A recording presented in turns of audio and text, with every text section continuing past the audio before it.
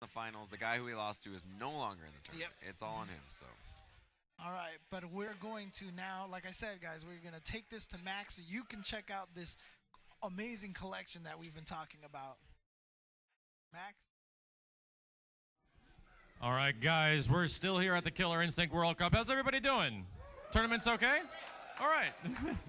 For anybody that's actually in the second chance qualifiers, go to the back right now. Meet up. They're taking place at the moment. So if you guys are in second chance qualifiers, hit it up, and we're going to be getting that on stream very soon. But before that, we have one of the craziest collections you can possibly ever find for a video game. Killer Instinct has an insane amount of memorabilia and some equally insane people that collect it, including myself. We're going to show some of that off, and also stuff that is not exactly from the old KIs, but it's from the new one. The Killer Instinct Series 1 figures are actually here on display. They're not all entirely on sale yet, but Shadow Jago is. If you guys are on my channel frequently, you can find the Shadow Jago figure link down below on my page. And they got a lot more stuff coming, including Fulgor, Hisako, Saberwolf, and 9-inch Jago. Why can't it? Can we get a 60-inch one? I'll take life size coming soon. Okay, that's good. That's good. We're actually going to have a showcase for the Ultimate Toy guys who are releasing the Killer Instinct official figures, and more stuff coming soon.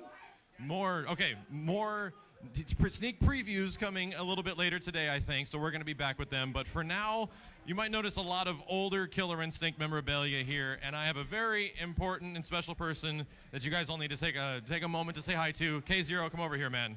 What's up, dude? Hey, how you doing? All right. So, K0, how long have you been collecting this KI stuff? Technically since the 90s, but only really started getting serious about 3 or 4 years ago.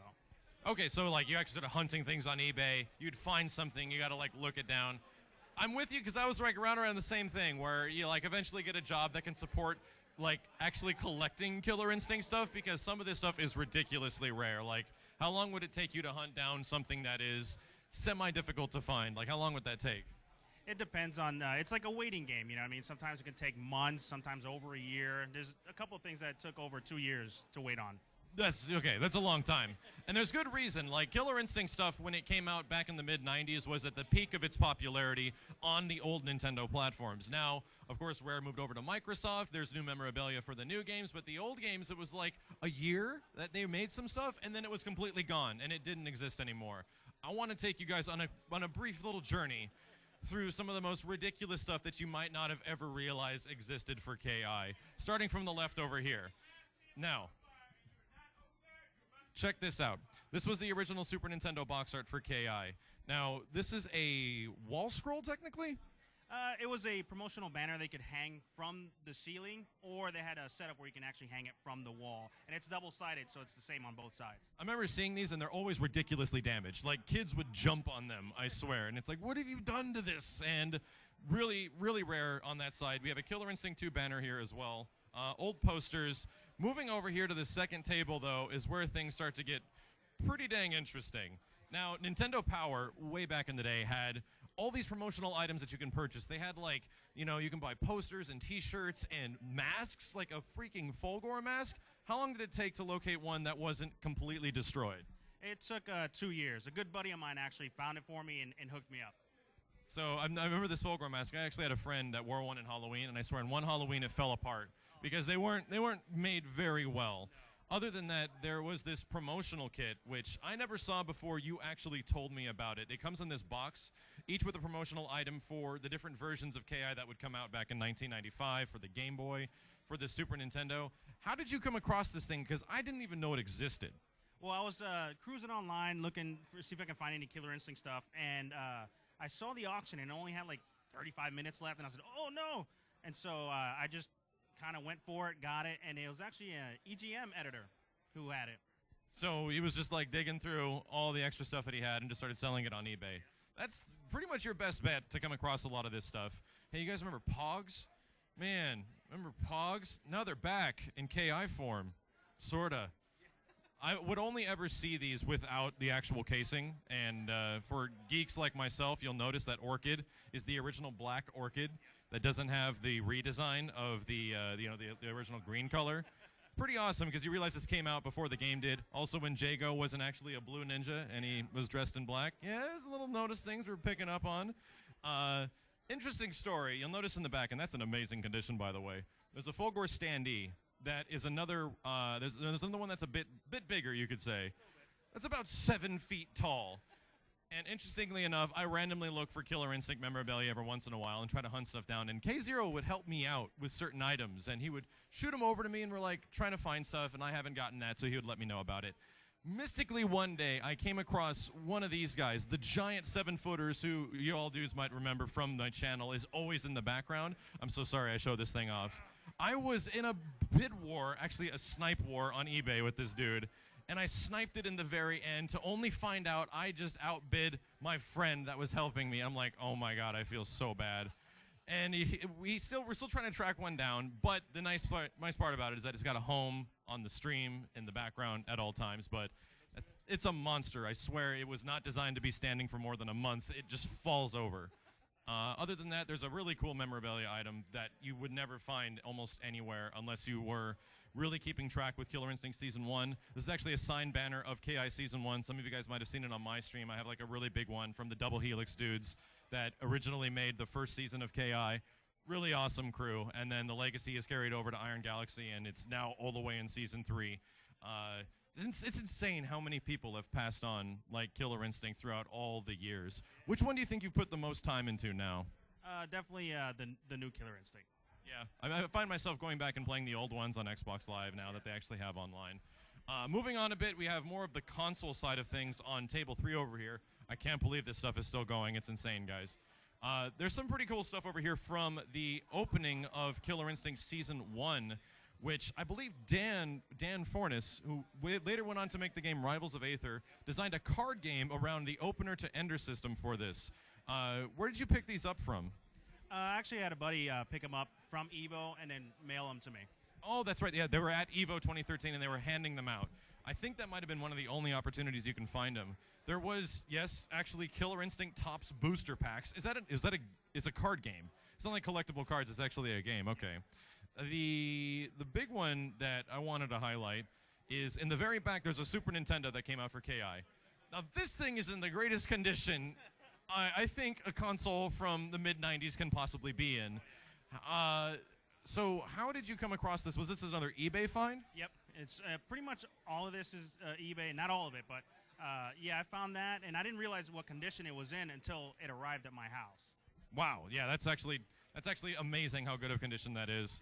And then my small contribution to this incredible legacy and collection are these couple of things over here. I have an unopened copy of KI for Game Boy, N64 is opened, and unopened copy of KI for SNES.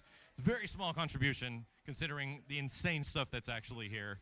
And then the final table is clothing, and you'd be shocked to realize how much clothing they've made for Killer Instinct over the years. Including a holy mother buttload of Fulgore shirts and the Spinal shirt that I'm actually wearing right now. Interestingly enough, one's up here that is the Fulgore 86 clothing shirt. If you guys want to go for the official Killer Instinct clothing line, they have one for Glacius, Thunder, and Fulgore, I believe now. If they were to make the next character, who would you want it to be? Aganos. You want an Aganos shirt over? Oh, wow. Over anybody else? Okay. All right. I'll be down with that. So there's a couple of interesting items here. I think the hoodie came from the old Nintendo pamphlet, and you had to, like, if you were one of the few that were able to get a hold of one, you actually got a hold of one. The Fulgore shirt, I don't have an original. I have a reprint that some dude made on a website, and I'm like, I'll just wear this. That's fine. But the other big ones are this over right down here. I'm actually going to highlight this one, which is a sleeveless leather vest. K0, why did they make a sleeveless leather KI vest? Because you just look good in it. Why else? I'm going to assume, yeah, male strippers. There had to have been an influx of Killer Instinct male strippers. I like it. I'm going to wear that every once in a while.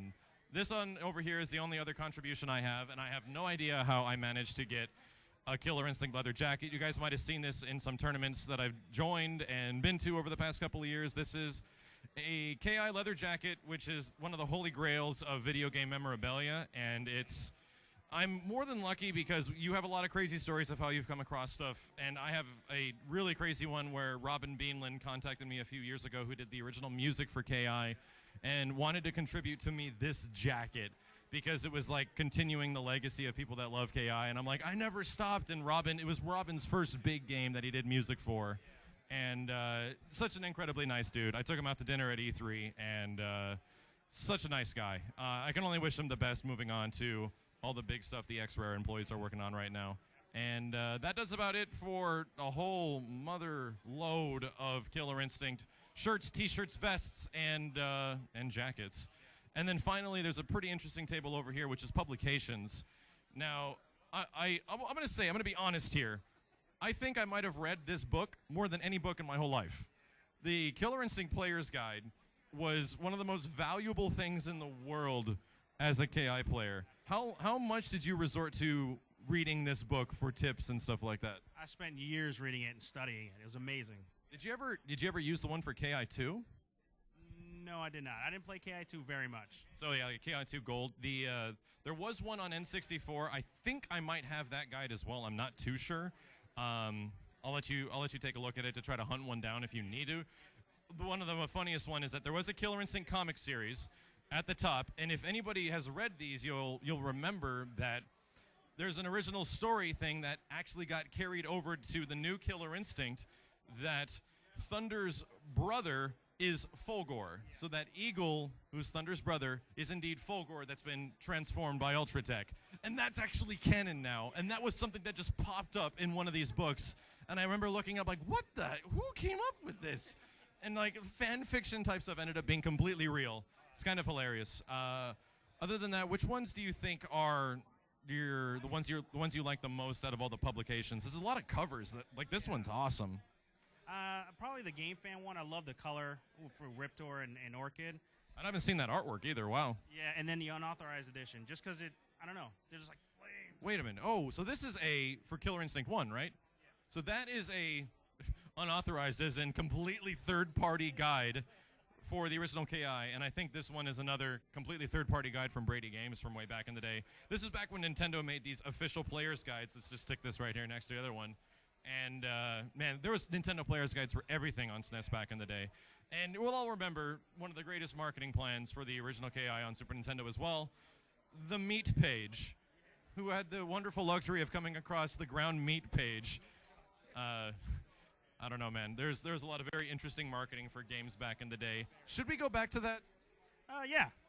Let's just do it. Let's return to classic shock marketing in video game magazines. And I think that just about does it for the collection. If we get an entire view of all this stuff, you'll see how much there is. And pretty much, I'm going to say 99.9 contributions of this collection is actually coming from K0.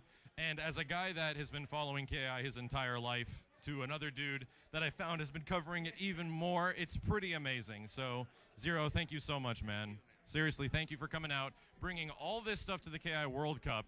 And I just can't believe it's all here. We'll be back a little bit later with the Killer Instinct Series 1 Wave 1 toy figures and maybe a little bit of a preview of some stuff to come up a little bit later. But for now, I think we're going to move into some more second chance qualifier matches. There's a lot of stuff around me. It's very tempted to take it all and run. I'm holding off, but we're going to be back with more Killer Instinct as soon as possible. Don't go anywhere, guys.